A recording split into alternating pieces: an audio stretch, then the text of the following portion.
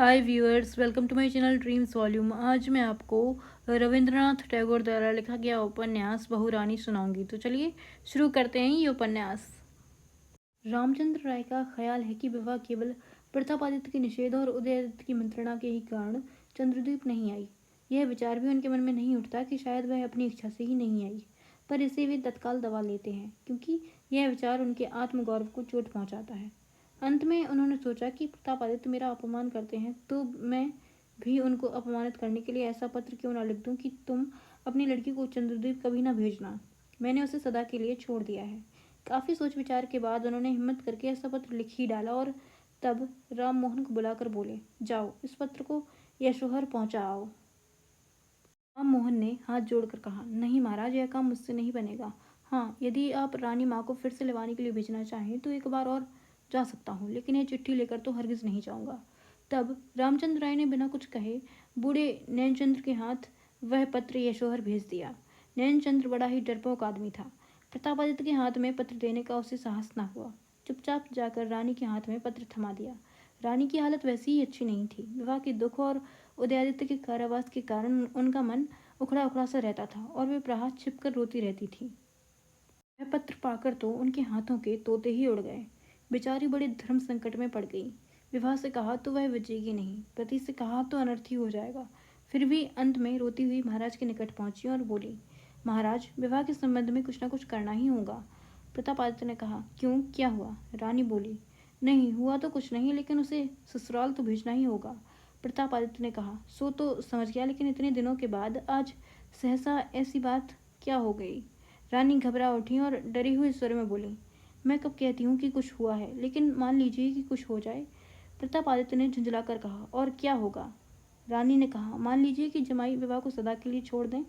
यह कहते कहते रानी रो पड़ी। प्रतापादित्य ने कहा, तब उसकी उचित व्यवस्था की जाएगी। रानी ने रोकर कहा, महाराज, आपके पाँव पड़ती हूँ, मेरी इतनी बात रख लीजिए। जरा विवाह के बारे में तो सोचिए कि उसका क्या होगा। उदय को, मेरे लाल को, आपने साधारण अपराधियों की भांति कैद खाने में डाल दिया है। उस बेचारे ने किसी का कोई अपराध नहीं किया, ना वह कुछ समझता बूझता है। अबूझ है मेरा लाल, राजकाज सीख नहीं सका, शासन करना जानता नहीं। उसमें उस बेचारे का क्या दोष? भगवान ने जैसा बना दिया वैसा है। प्रतापादित्य ने झुंझलाकर कहा। यह सब सुनते सुनते तो कान पक गए। जो कहने आई थी वही कहो अब। रानी ने कपाल ठोककर कहा, कहूँ क्या?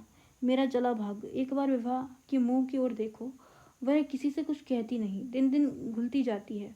उसका कोई उपाय करो, नहीं तो वह जी नहीं सकेगी। प्रतापादित्य और भी झुंझला उठे। यह देखकर रानी वहां से चुपचाप चली गई। सीताराम ने सुना कि उदयादित्य बंदी गृह में डाल दिए गए तो उसने खुद हाथ पांव पटके रुक्मिणी के यहाँ पहुंचा और जो मुंह में आया बक चला, यहाँ तक कि मारने पीटने पर भी आमादा हो गया। सीताराम बोला, सत्यानाशी, मैं तेरा घर फूंक दूंगा, तेरी मड़ैया में उल्लू छोड़ दूंगा और तेरा खून पी जाऊंगा। जानती नहीं, मेरा नाम सीताराम है। आज ही मैं रायगढ़ जा रहा हूँ, वहां से लौट तो आऊँ, फिर तेरी काली थूतनी इसी पत्थर के ऊपर रगड़ दूंगा और जब तक तेरे थोबड़े पर चूना और कालिख पोत कर शहर से बाहर न कराऊं, पानी तक नहीं पीऊंगा। पहले तो रुक्मणी सीताराम की जलीकटी सुनती रही, फिर वह आग बबूला हो गई, लेकिन सीताराम पहले ही वहां से चला गया। जब उसका क्रोध शांत हुआ तो वह बड़बड़ाने लगी, अच्छा, जैसे युवराज मेरे कुछ नहीं, उन पर विपत्ति पड़ी तो तुझे ही क्यों दर्द हुआ और मुझे कुछ ना हुआ। कल मुँहे तू क्या जाने कि वे मेरे हैं और मैं ही उनका भला बुरा सब कुछ कर सकती हूँ। मेरे युवराज को कैद से छुड़ाने वाला तू कौन होता है? देखती हूँ तू कैसे छुड़ाता है। सीताराम उसी दिन रायगढ़ चला गया। शाम के समय वसंत राय रायगढ़ के महल के बरामदे में बैठे थे। सीताराम ने महाराज की जय हो कहकर प्रवेश किया और प्रणाम करके खड़ा हो गया। वसंत राय चौंक पड़े। सीताराम को पहचानते हुए उसके पास आकर कंधे पर हाथ रखकर बोले, आओ सीताराम आओ, अच्छे तो हो? भैया कैसे हैं? बिटिया कैसी है? सब कुशल तो है ना? सीताराम ने कहा, सब बतलाता हूँ महाराज। उसने एक एक कर युवराज के बंदी बनाए जाने का पूरा हाल कह सुनाया, परंतु वह कारण नहीं बताया जिसके लिए उन्हें कारागार में बंद किया गया था। यह सब सुना तो वसंत राय के सिर पर जैसे आसमान टूट पड़ा। सीताराम की ओर देखते हुए केवल इतना कह सके, ए। सीताराम ने कहा, जी हाँ महाराज। थोड़ी देर चुप रहने के बाद वसंत राय बोले, सीताराम। सीताराम ने कहा, जी महाराज। वसंत राय ने कहा, इस समय भैया कहाँ हैं? सीताराम ने कहा, जी उसी कारागार में। थोड़ी देर तक चुप रहने के बाद वसंत राय सीताराम का हाथ पकड़कर बोले, सीताराम। सीताराम ने कहा, जी महाराज। वसंत राय ने कहा, भैया इस समय वहाँ क्या कर रहे हैं? सीताराम ने कहा, करेंगे क्या, वहीं कैद खाने में हैं। वसंत राय ने कहा, क्या उन्हें बिल्कुल बंद कर रखा है? सीताराम ने कहा, जी हाँ महाराज। वसंत राय ने कहा, क्या उन्हें बाहर निकलने नहीं देते? सीताराम ने कहा, जी नहीं। वसंत राय ने कहा, क्या वे अकेले कारागार में पड़े रहते हैं? असल में वसंत राय ये सब प्रश्न किसी व्यक्ति विशेष से नहीं, स्वयं अपने आप से ही पूछ रहे थे। सहसा वसंत राय कह उठे, भैया तुम मेरे पास कैसे चले आए? तुम्हें किसी ने पहचाना नहीं? दूसरे ही दिन वसंत राय असोहर के लिए चल पड़े। वहां पहुंचकर सीधे अंतापुर गए। विभा उन्हें सहसा आया देख स्तंभित हो उठी। वह न कुछ बोल सकी और न कुछ ही कर सकी। थोड़ी देर यूं ही विस्मित खड़ी रही। फिर उनके पांव में पड़कर प्रणाम किया और उनकी चरण धूलि माथे से लगाई। वसंत राय ने एकटक उसके चेहरे की ओर देखते हुए पूछा, विभा बेटी, इस घर में क्या कोई भी नहीं है? विभा ने रोते हुए कहा, नहीं दादा साहब, कोई नहीं है।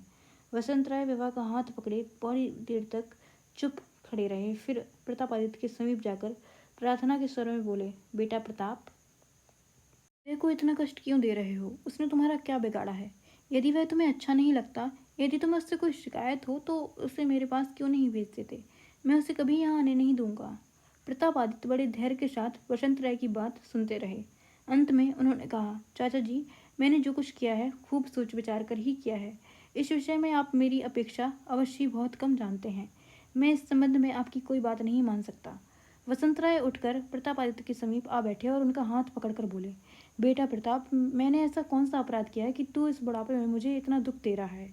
मैं ये नहीं कहता कि तेरा पालन पोषण कर मैंने कोई बड़ा उपकार किया है और तुझे मेरा ऋणी होना चाहिए। नहीं, तेरा लालन पालन तो मेरा कर्तव्य था और यह करके मैंने भैया के स्नेह और ऋण से उऋण होने का ही प्रयत्न किया है।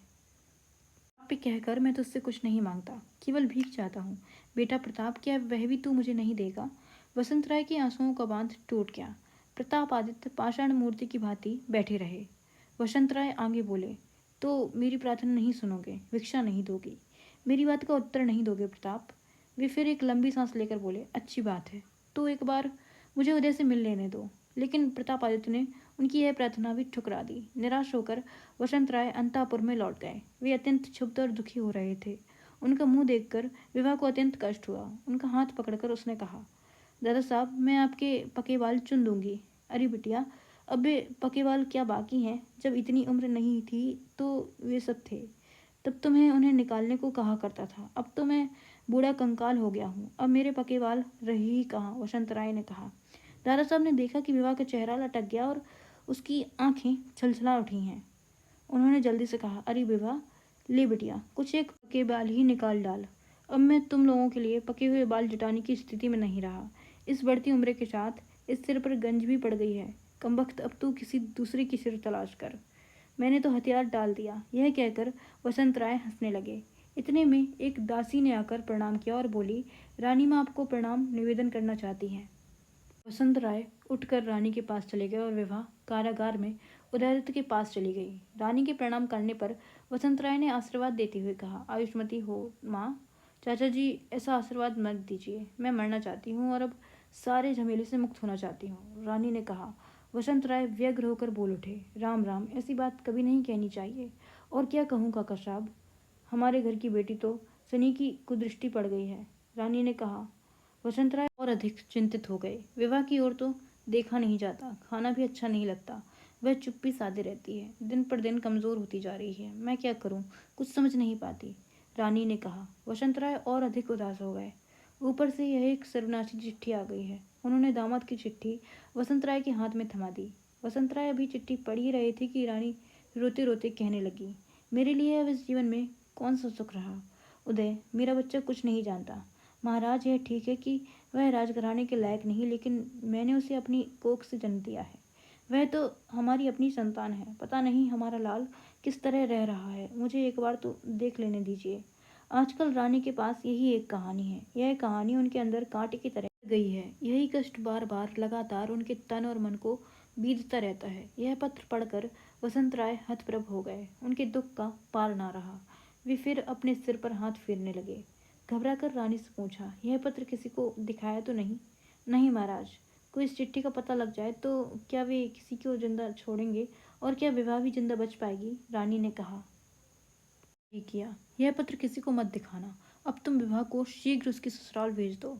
मान अपमान का जरा भी विचार मत करो। वसंत राय गंभीरता से बोले।